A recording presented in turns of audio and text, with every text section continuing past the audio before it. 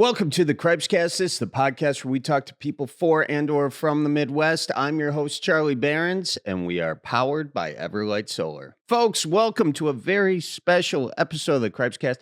Today, I am cooking and talking with my buddy, Yia Vang. Chef Yia Vang, ladies and gentlemen, he is a celebrity chef based in Minneapolis, Minnesota. He is a Wisconsin boy, though. Yia and I go back a long ways, been on the show before, but I thought what would be fun is if we went to his new restaurant, Vinai, and which is a phenomenal place. It's gotten write-ups from the New York Times and the whole shebang, and it's cool to see like a kid from Wisconsin like come up the way he has. And anyways, long story short, I went to his restaurant and I got the story of his restaurant. Vinai, and I got to hear all about how his family inspired it, and I got to eat his amazing food with my brandy, the Berens Old Fashioned Brandy. The way this worked out actually is like as soon as the brandy came out, Yia hit me up and he said, "Hey, we got to cook some with that brandy." And I said, "Yes." So I was doing a show over in Shakopee, and so we connected on that, and I went over there and we cooked some up. And it was great. So this can be a great way for you to hear about Yia's family. He is a Hmong chef. The Hmong people are from Laos, and they helped us in Vietnam and got refugee status in the U.S. And the Midwest, specifically Minnesota and Wisconsin, have some of the biggest Hmong populations in the entire country. So, and the Hmong food, if you've never tried it, so good. So it was a real honor to go there and hang out with him and kind of blend the brandy with one of his amazing recipes, and also hear the story of Yia's family through not only his food, but his new restaurant. So I think you're going to get a lot out of this episode. And I got to say, if you're listening to it, that's great. But watching it kind of adds a whole new element. And this is actually a good time to remind you guys that all of our podcasts, you can watch on YouTube, you can watch on Spotify. So if there's really any episode to watch as well as listen to, this would be the one. So give it a look at Cripescast anywhere you want to watch it. You can find it. YouTube or Spotify, I guess is what I mean by that. But anyways, I'm very excited for this episode. I hope you enjoy it. And before we get to it, I want to let you guys know that we are still raising money for Doctors Without Borders. The crisis in the Middle East has expanded pretty tragically over the past couple of weeks. And Doctors Without Borders is doing amazing things, helping those in need. We encourage you to give to them, Doctors Without Borders. .org, or you can follow them at Doctors Without Borders to stay up to date. And yeah. So with that, ladies and gentlemen, here is my conversation with Chef Yia Vang. Folks, we are here in Northeast Minneapolis. I'm here with Chef Yia Vang. We're at his new restaurant, Vinai. It's a cool spot. We're making a cool dish featuring Berens Old Fashioned Brandy. How this gets featured, I have no idea, because this was my only responsibility, was to bring the booze. Yeah, you've got everything else. What are we cooking today? Well, when you first dropped that, I might have texted you right away. I'm like, bro, like, I know what to do with that. You know, like I was excited. I'm like, other than drinking it. I know what to do with that too, but so it's excited. Flammable. I know that. I know you should keep it away from that open flame. You do want a little bit of flame, okay, because it looks great on camera. But also too, you want to burn that little bit of that alcohol off as we cook it down. But we're doing double cut pork chops. So literally, it is, how people have the baby back, ribs? Yeah. Well, it's like the meat that's on top of that. So what's really cool about the double cut pork chop is... Those are the biggest pork chops I've ever There's seen in my life. There's 2 bones in here. So, you get this is the baby back rib. Oh, okay. Then you get the top, the tail here is like the top, right? Which is basically kind of the top of the belly. So, you bacon, pork belly, that's right here. And then the center is the lean. And you get this beautiful fat across it. And basically... this double cut pork chop, it is the same as if you're thinking of beef, you're thinking of a ribeye.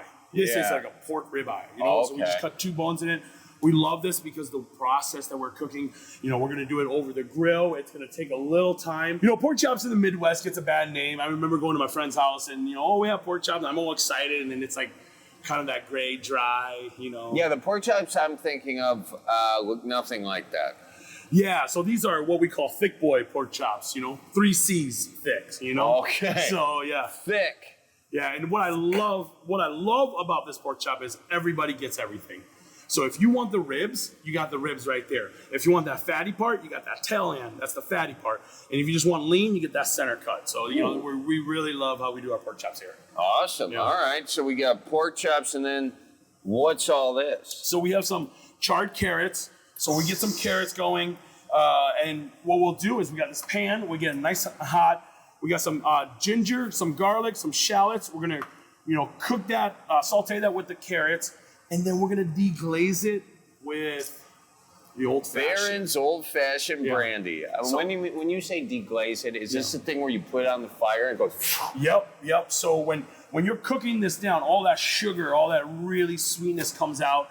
And then what we're going to do is we're going to deglaze that. And then the sauce, the tamarind fish sauce that we put on the pork chop, we're going to put a little bit in there.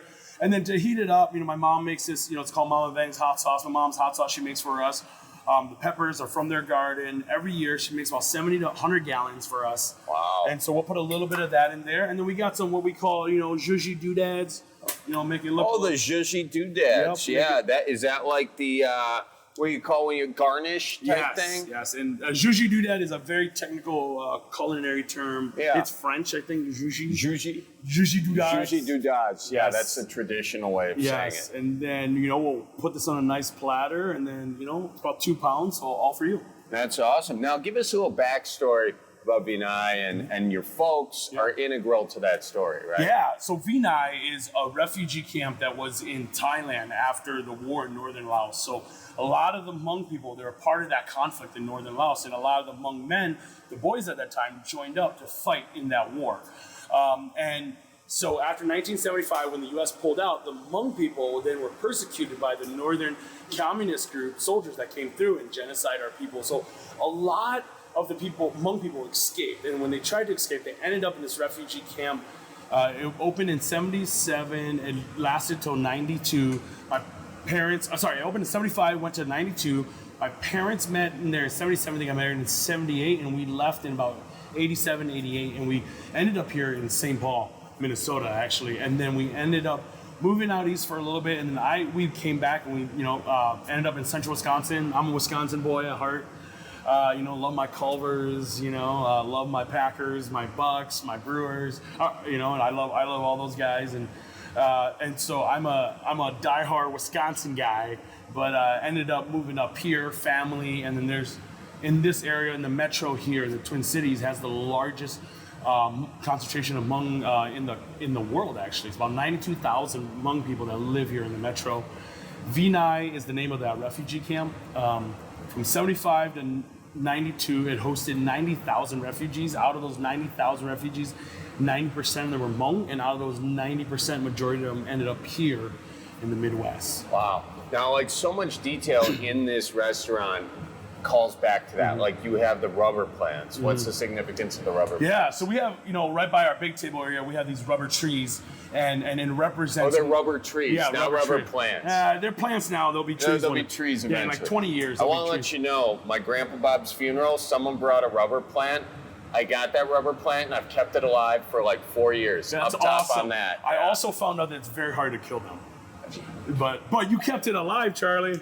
I like to brag sometimes. I'm a Midwest guy, humble mostly, but this is why you never brag. Okay, you will be immediately humbled by your buddies. Okay, that's really nice. When we found plants for this place, we were looking for plants for this place. I went to my friend and I said, "Look, here's my deal, man. I'm not good at plants." And she goes, "Let me give you some plants that won't die."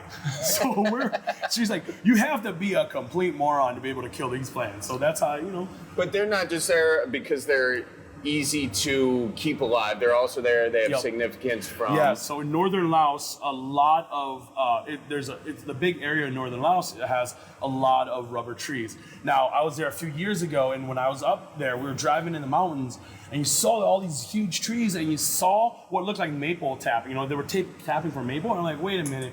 And I asked our guide, I said, those aren't maple trees. And he goes, no, those are rubber trees, because what they're doing is they're getting the sap. They're tapping the sap from the trees, which then gets turned into rubber, which here in the United States, it gets imported in, and it's used for your tires, for your cars. Yeah, wow. And so that was a lot of the conflict, back with the war. It was, about economics. Yeah. And so there was a lot of fear and like, oh, what if we don't have our supply to rubber anymore? So there was this huge thing. And so we brought them in. We have them in our family dining area, and it just kind of represents that northern Laos, where my parents grew up. And also too, a lot of those rubber trees, when they're done, they get slashed down and turn into coal. And that's the coal that mom and dad was talking about they would use at their house to start the fire they can grill and cook on too.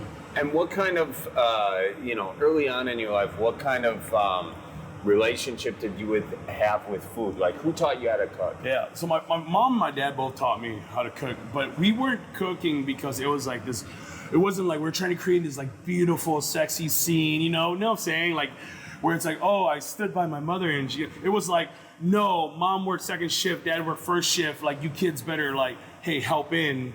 And so it's like, I'm gonna teach you how, my dad would be like, I'm gonna teach you how to like, butcher a cow or butcher a chicken so that you can help in the process and cooking. So it was just part of the chores, right? It was just what you did. And it wasn't like, oh, we're creating these memories. It was like, no, we gotta just help each other.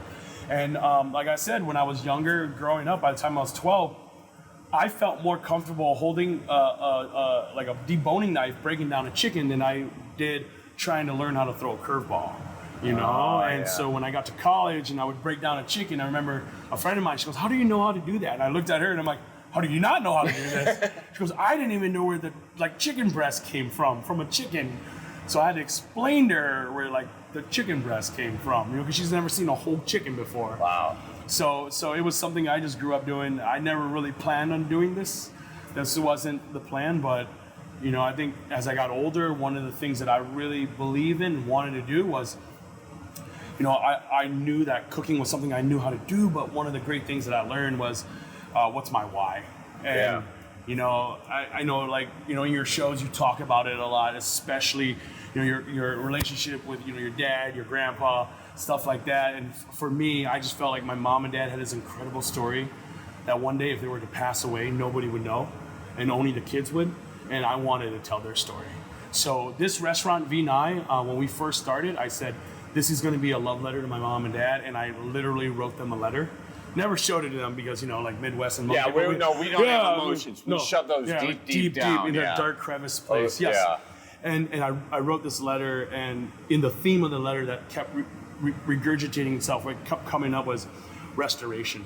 Mom and dad's love for us was a sense of restoration, and that's why we say Vinai is a place to be restored. You can come in, eat, we'll host you, sit down. As Vinai, the refugee camp, was a place that restored thousands and thousands of refugees, we want Vinai, the restaurant, to be a place of restoration for our community and then outside our community too. So yeah. Oh, that is beautiful. Is it dusty in this restaurant? It must have been the ash. That smoke. Must be what it is. It can't be actual emotions. Yeah, burgers, meat. Let's go. And with that, are we cooking? Yeah, let's roll. All right. What I always do is you put your pork chop right in the middle here. Mm-hmm. You got your salt. Since it's so thick, don't worry about over salting. You're not going to do the salt bay thing or no? No, that's gross. You think about it. It curls off people's arms in the sweat. Oh, that doesn't add to it? That's more salt. Sweat's got salt. I guess. Gross. Okay, I guess you've got these things called safety inspections, health inspectors. I get it. So you want a good, covering on it. And I'm a salt and pepper fan. So the cool thing I love about this is the pork chop itself is so fatty. Mm-hmm. Some people will throw a little oil in there. You can, but it's so fatty that, again, you just let the fire do its work, and you find a good spot on the fire here, and then we'll just right on the deal, yep. Huh? And what's awesome about this grill, our friends from Grillworks, they built out this grill. What's so cool is you got these wheels, and you can go up and down. Oh, so that's sweet. Yeah, so you're not, yeah. Can I do it? Yeah, sure, man. You're like, it's like flying a ship. You do it better than me, but that's kind of cool. Yeah, you are. All right, how far down? Yeah, a little more lower. down. Awesome. All right. So what we're trying to do here is you're creating a sear. You want to sear that outside, and that's what we're really doing. So it's rendering all that fat down. The biggest thing is when people grill, and this is the number one thing people are bad at grilling. They grill over. They want the fire. You don't want fire when you're grilling. You actually want ember. You see how? Oh, okay. Yeah. So I'm gonna dork out a little bit, but you see how like we created this sense of these ember, these these. Yeah. That's what you want. If it's flaming, then you're burning your meat, and that's where you get like that nasty campfire, taste to it. Got it. So what we say is, you get this fat. You want that fat to come down.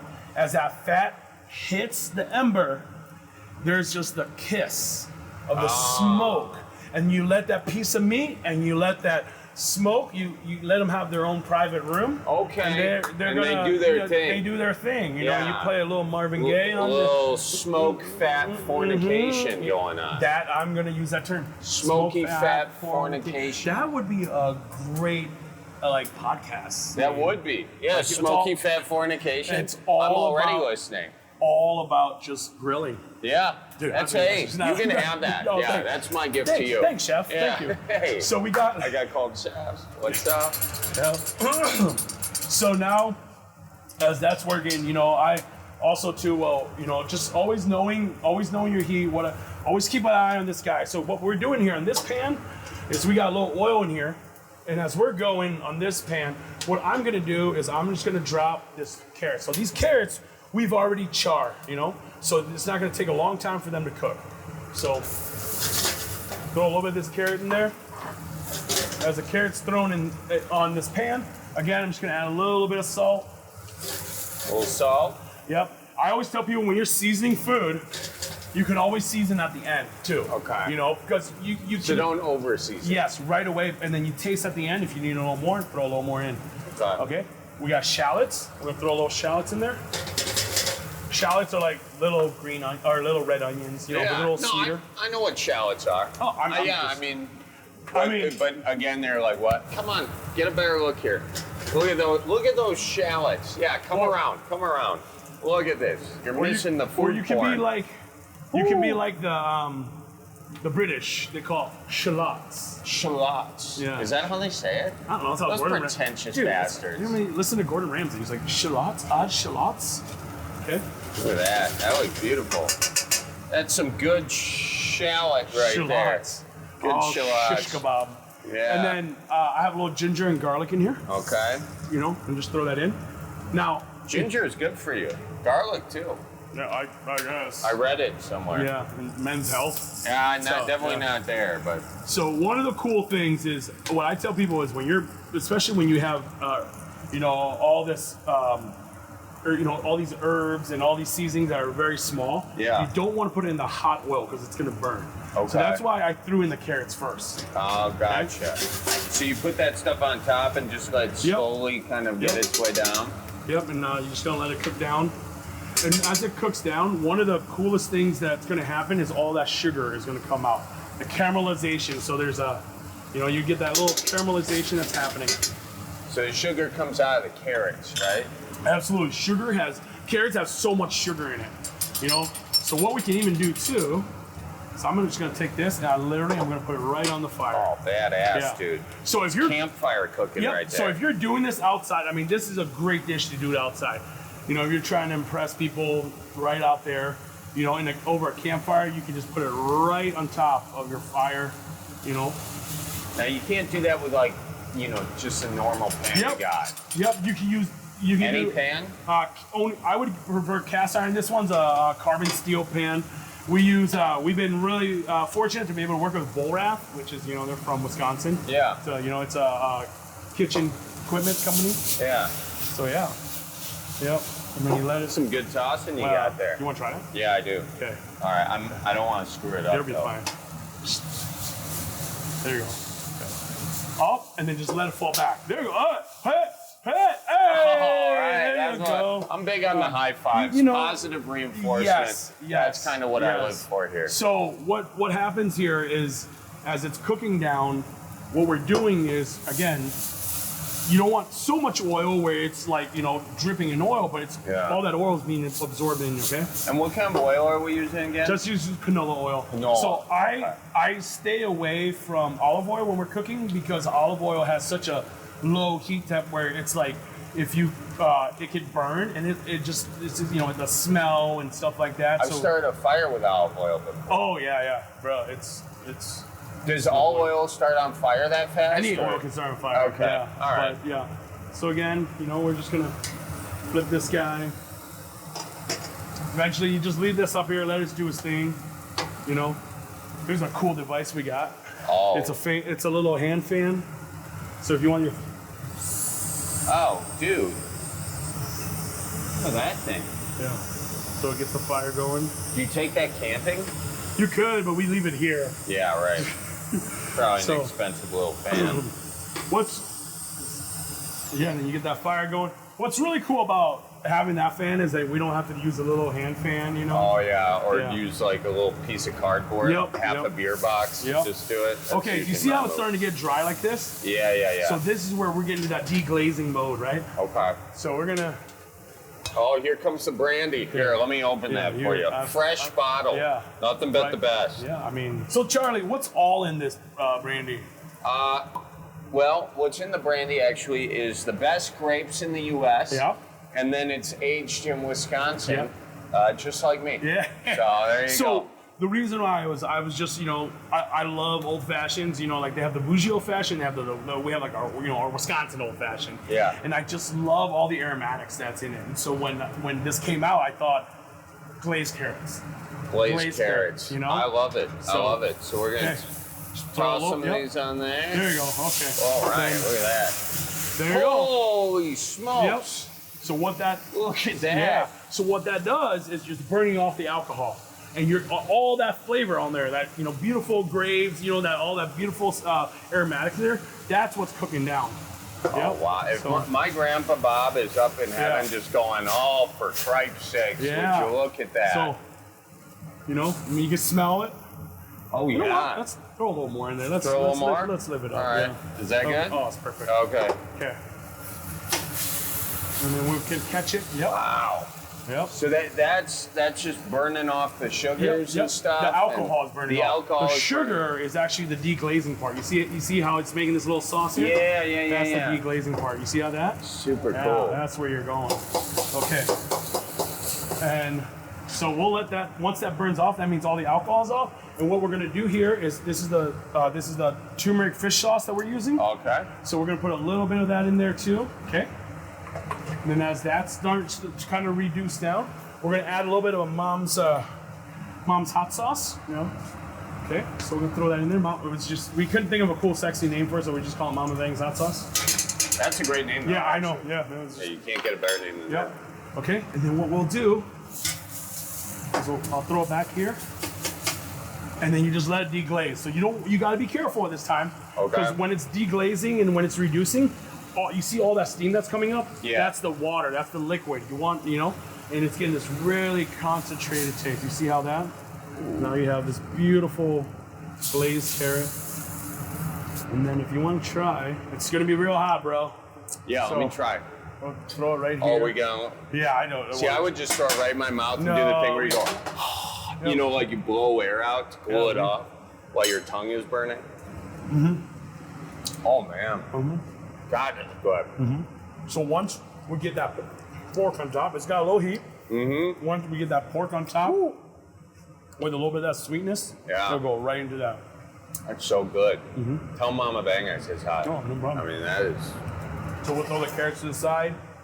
And then, for probably about 20, 25 minutes, we'll slowly reduce this. We'll let it cook down and we'll keep glazing it. Folks, excuse the interruption, but Cripescast is presented and powered by Everlight Solar. We got those solar panels on the roof, and they are saving us money and helping save the planet. So you go to everlightsolar.com, get your free consultation. They'll come to your house, and not every house is good for solar panels. You might be in the shade, you might be, I don't know, not have good sun exposure, but they'll be honest with you and they'll let you know, yes, this is a good financial decision for you, or not. And so it costs you nothing. Give them a call, Everlight Solar. I guess give them a call, go to their website. But, get a hold of them and they'll come over, free consultation, everlightsolar.com. And also, folks, I got to tell you, deer season's getting closer and closer every day. I mean, actually, deer season's here in Wisconsin. So there you go. If you're a bow hunter, if you're a gun hunter, it's getting closer and closer. But Fleet Farm, regardless of how you hunt the deers, it's your place to find the best gear and bring out your blinds this fall. Be prepared before you head out with their huge selection of scouting gear like trail cameras, attractants, binoculars, range finders. Then head out on the hunt day with their wide-ranging options of some of the best camo and blaze orange gear, ammo, scent prevention, and more. Whatever you need to bag the big one this year, Fleet Farm's got all the gear to get the job done. And folks, I want to let you know that Optober is back. It's where we celebrate October, but make it Midwest with an OP. 15% off all OP collectibles with code OPTOBER15. We got new deals each week of Optober, so make sure to check back at mantwogminute.com. And also, we got tour dates coming up. Bemidji is this weekend. Saginaw, Michigan, Ohio. I'm talking Van Wert, Dayton, Columbus. I'll be there next week. Then we're off to Pennsylvania, York, Glenside, Wilkes-Barre. Or Wilkes Bar or Wilkes Bear. There's several ways to say that I've heard, and I don't want to take sides. This isn't political. Anyway, tickets are at charlieberens.com. Click on the tour section, or cripescast.com. Click on the tour section.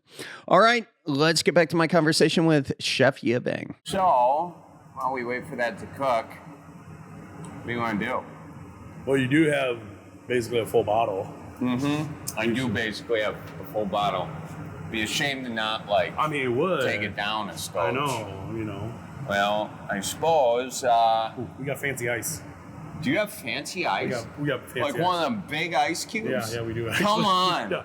Yeah. Dude, you got everything here. We try. All right, I've never had this on fancy ice. Really? Yeah, this will be my first time drinking brandy on fancy ice. Yeah, the ice is pretty cool too. It's all laser cut with design on it. Really? Yeah. Let's do it. Let's do it. Ooh. Look at that. All right. You ready for this? We'll just do it straight. A little sipper, you know? Maybe we can a little more than a sipper. Oh, okay. Well, you want a little more, you want a little more. There you go. So, if you look down, there's these Hmong designs. Minnesota Ice makes these ice for us. And it's a laser cut, and it's the design that represents Vinai.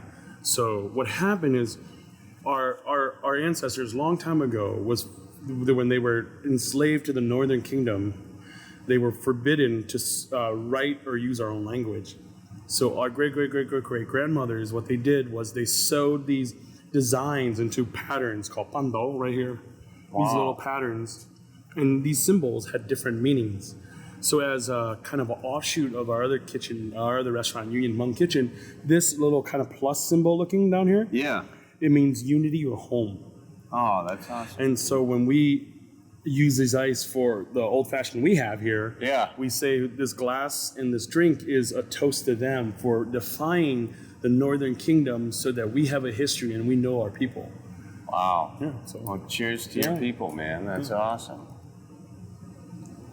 Ooh. Ooh. That'll get you going. Wow. Yeah. Is this a mixer? You're supposed to mix with stuff? You should probably mix it with stuff. Oh, really? Well, you could. I've been drinking it straight. Hey, I like drinking it straight too. If you like drinking it, I like to feel the full flavor of it, you know? Yeah. Just gets in there and slaps your taste buds and around after a little long bit. day when you don't feel anymore, you want to feel... At the end of the day when you don't feel anymore. Yeah, you want some feeling back. You want to feel something. Have a Berens Old Fashioned Brandy straight. Yeah. I didn't know you were supposed to mix it stuff. I've been drinking it like straight. Well, so the Old Fashioned says you make it in an Old Fashioned. You know, I thought it was the old fashioned. I kid you not, dude. No, the bottle you gave me. I kid you not. I thought that was the old fashioned. Yeah, I'm like, I guess this is what the Berens family does. No, I seriously thought so, bro. No, this is just straight brandy. Oh, Yeah. dude, I've been doing it wrong. Yeah, English is my second language, so the instruction was kind of hard. There was no pictures, you know? So I was like, I guess this is the old-fashioned. Yeah. Hey, can we look at your gun? For sure. Yeah, cool. This thing is pretty sweet. Is that a muzzle loader? So it's a flint gun, and you put black powder in it, and because the Hmong people were one of the first people to discover how to harness black powder. So a friend of mine, Nang Tao, he lives in Madison. He went to UW Madison. Go Badgers. Go Badgers. And he's I would say he's a historian, archaeologist, anthropologist, and he was the one who rebuilt this. So you have the mechanism in here, and then he made the stock, and then in the bull's horn here, the ox horn, that's where they would keep the black powder. Oh wow! Yep. And then basically, is this original? Yes. So some of the parts are original. You know, and so what they would do is they would load it up, and do the whole almost like a musket thing. Yeah. And this is what they would use for hunting. Wow. And so this is an old school hunting utensil. And these, I like how you called it a utensil there. Yeah. Yeah, this is my utensil. Yeah, I mean, it's my turkey assassinating utensil. And I think he's even used it to turkey hunt. Has he? Yeah. That's impressive. He also makes crossbows and flutes and using these original Hmong designs. And it's just really, really cool, dude. And it was super proud.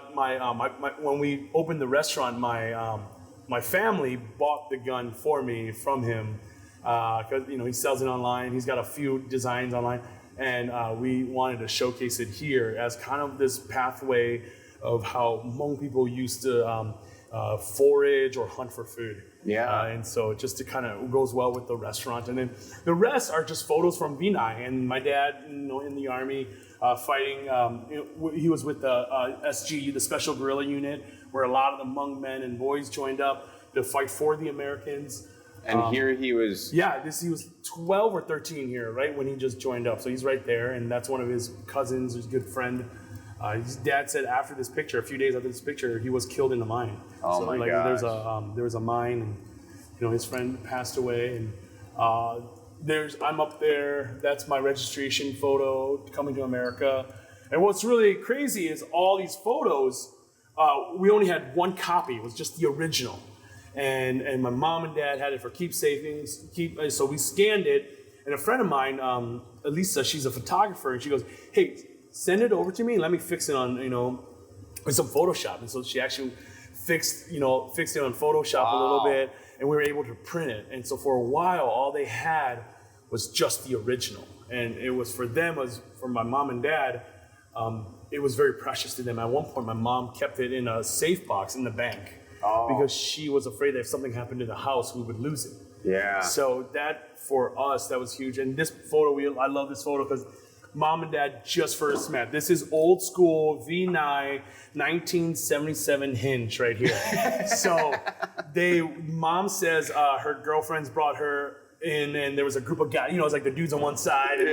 And her girlfriend said, that guy over there, he's a really good dude. He's a soldier. He's very dependable. Go stand by him. So literally, mom goes and stands, and they click the picture. Are you serious? Yeah, it was like when they first met? Yeah, they literally just first met. As you see, dad is, and it was kind of like, refugee Vinai hinge, where it was like, what's up? And you just met each other in real life. You couldn't really swipe, but you know.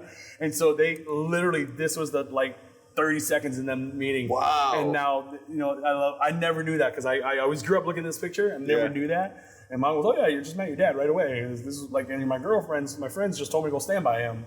Yeah, and that's kind of how they met. Who took the picture? Probably one of their friends. I don't know. Back in the day, it was just the one person with the one camera, and everyone just was their friend. Yeah. And then there's our registration photo. The BV stands for Ban Vinai. That's the refugee camp that we were from. Yeah. So this is our photo right before we came to the States. This is while we're still there. I think I'm a year old-ish. And then just my parents' registration photos here. And, wow. Yeah, and so it's really cool. I mean, we created this as a place to almost kind of emulate what a home kitchen would feel like, what a house would feel like. Yeah. And so, yeah. Well, that's awesome, man. Thanks for sharing. We gotta go hunting with this sometime. Yeah, dude, I want to know how that works, but I'm like a little nervous. Yeah, honestly, I'm kind of nervous about that. Yeah, I was just like, I mean, Nang, help! Yeah. Let's go check on this pork chop. It's looking ready. Oh, absolutely. I love that caramelization. Oh, that is a friggin' work of art right there. If you have like that real slow, like, you know, in the background, you can do that real slow music. You know, we can. I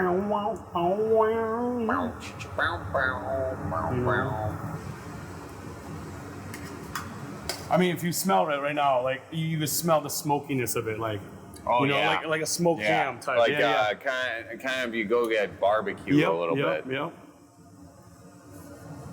We just lay it right on top. Oh my gosh, I'm having a moment here. I'll tell you that much. So what I love finishing with is fried onions, you know, and then some spicy peanuts. I love just that textural crunch. Wow. So that's it. Should we go sit down and eat? Yeah. Let's do it. I'm just gonna say this. Take it however you want. I don't think I've ever been this turned on in my life. Subscribe only, $15.99 a month. I served the football players, you know, like at Camp Randall Stadium. So I was like in concessions. Oh. Or not concessions, but what do you call it where you're catering? Oh. We did the catering. So yeah, I did that and I was bartender there. So I got knives. You got the knives? Yeah. And we don't need the spoons. So there we go. Oh, I just figured since you're like in show business, like when you first started, you like worked restaurants first. Oh, in LA? Yeah. Yeah, no, I was in the news business then, so. So you were already fancy. Like. Yeah, I did some weird jobs though for money. I got fired once, and so I did. You know when you go to a figure drawing class and you're like, who is this poor bastard who's standing up there without his clothes on? Dude, you did that? I did that. Without clothes? No, I did. I had some undies on. Yeah. Where are those photos now? So this was in South Carolina at a community center. So there's like these bunch of retired people who have probably since passed. They have charcoal drawings of me. So there's a charcoal drawing you in an underwear in someone's great grandma's house. Yeah. Somewhere, and they're pulling it out after they pass at some, you know, auction or whatever, estate sale. I'm at an estate sale. Bro, can you imagine how much that would go for now? Well, where he's like, there's this guy who kind of looks like Charlie Berens in the underwear, but no, he would never degrade himself to this low in North Carolina or South Carolina, whatever. I actually have one of them. Someone gave me it after the thing, so I have one of them somewhere. And then after I did it, this woman who ran the thing was like, how much, she'd say, can you go full nude? Can I take a picture of you full nude? Because she wanted to do like one of the pictures of Cain, like you know the story of Cain and Abel, Cain kills his brother and he's clenching the ground. Yeah. So I was like ass up, clenching the ground, $25. That's all you did it for? I didn't have an agent. Dude, I needed money. For one of my show, I went topless, and because we were doing this jump in the water bullet punch thing. Did you charge extra? Well, no, because the producer said he'd make it look classy. But I didn't realize that I was the only one jumping in. And also, they gave me 2-day warning, so I wasn't in fighting shape. Right. And second, it felt really weird when you come out with the bathrobe on, and they're like, just, okay, now take it off. You're like, hey. But it was after lunch, so I felt bloaty. I was like, guys, you told me we were going to do this before lunch. Yeah, you can't do it after. You can't have your big moment. And I even had like salad too, and I felt bloaty, and you know. But for $25 though, huh? That's all it takes. That's all it takes. But I learned my lesson. Here, let me serve you. No. Can I serve you? Oh, well, sure, go. See that? That works perfect. Hang on, let me get you some of these. Yeah. So these look like carrot fries. Shit! I'll take that one. That's fine. That's fine. It's fine. They clean these tables, I think. All right. Don't worry. All right. Okay. So yeah, I learned my lesson. I was doing this movie a few years later called Cedar Rapids, and one of the producers came up to me and said, "Hey, we need a guy to show their ass in this scene. You know, it's a locker room scene." You don't have a stunt butt that does for you? I was a stunt butt. You were the stunt butt? Yeah. I was a PA on this film. I was getting coffee. Oh, okay. So it was just more. John C. Reilly was in the locker room talking with Ed Helms, and they needed a bare ass in the background. Stunt butt were you? No, I take that back. I wasn't a stunt butt. I was just a butt. A background butt. Did you get the credit? Well, so I said to him, I said, I'll be your ass man, but you gotta throw me some cheddar. Yeah. So, like stripper style? Like, did you, like, I didn't care how they did it. Yeah. I've done a lot of weird things for money, man. You can... But I did want a little extra bump. Yeah. On the pay. Was he like, here's my friend George Washington, choo-choo, coming to the train station? I mean, I don't know. I mean, I made that up. They said that they would get back to me. Then they went with someone else's ass. Oh, dude. What do you think? I'm not ignoring you. I just can't respond because the taste is so good. No, this is... Wow. I tell people, you know, I think one of the big things is people they overcook pork. People overcook pork. But if, you know, we do it like this, you know, you get a little bit of that pepper, the sweetness, you know, that fish sauce, and you get, like, I love all the little crunchy bits. Mm-hmm. You know, when you get the texture of the crunchy bit. But it's that letting that smoke kiss that pork, letting that smoke kiss that pork. Like, you know, they had a nice evening together, bottle of wine and everything, he gave them an Uber ride home and stuff. It was really nice. Yeah, you just kiss it just like that. Yeah, that's all it is. To top you off a little bit there. Yeah. You know? Now I just realized how it's supposed to be mixed. It's a little gnarly, you know? I suppose we didn't really need the top off there, but I love that, like, you brought your family into all of this sort of stuff. I feel like it's cool. This, I named it after my grandpa Bob, you know? So, because I wouldn't name a brandy after myself. That's egotistical. That's super douchey. Yeah. 1,000%. Yeah. But I named it after my grandpa Bob, and I can't help it. We both have the same last name. That's just coincidence. Yeah. You know. So, thank you for acknowledging that. Yeah. Definitely. This is so good, man. Yeah. I'm glad you're enjoying it. And it's just, it started out. Literally, this dish started out, with the guys that I went to college at UW La Crosse, and we would, I would have this huge chunk of pork, loin, and slowly cook it down, and that was like almost 20 years ago, and kind of that idea started out with that, and you're just pacing. At that time, there was Sweet Baby Ray's barbecue because we weren't. Because it was like 89 cents at Festival Foods, You got you're like, oh yeah, that's the good stuff. You didn't have chef money back then. No, we still don't have that now, but but yeah, that's how it started, and then we eventually were like, hey, how could we keep this very moist, leave it on the bone, let's have that fat cap still on it, and then just let the smoke, the ember, the fire do its work. It's so good. So people overcook pork a lot, huh? Yeah, because they're always really afraid of trichinosis, so everyone's always like, oh, if you don't cook it to a certain time, but trichinosis? That's a fancy, it's a fancy word, but it's just like this. Back in the day, rotting pork had trichinosis in it, and people would cook it, and before they had refrigeration. So, but we just say that, hey, cook it to the temp that you desire. For us, we do that medium rare medium type, But also, if you cook it on high flames for a long time, you just dry it out. So it's learning how to, it's the elevation. You work with different elevations, taking it up, and then letting that smoke, finish it off. Because this is like the most tender pork I've ever had. Yeah. It's so good, man. Yeah. And it's I'm a big fan of the bark. You want to get that good bark on there. Mm-hmm. Yeah. And then as you put the sauce on, the sauce actually chars that a little bit. So you have a little bit of that bark, that char, and you almost feel like you're eating barbecue. You're eating barbecue. No, it tastes exactly like that. Well, I mean, it tastes better than that, frankly. But my dad, that's what he taught me.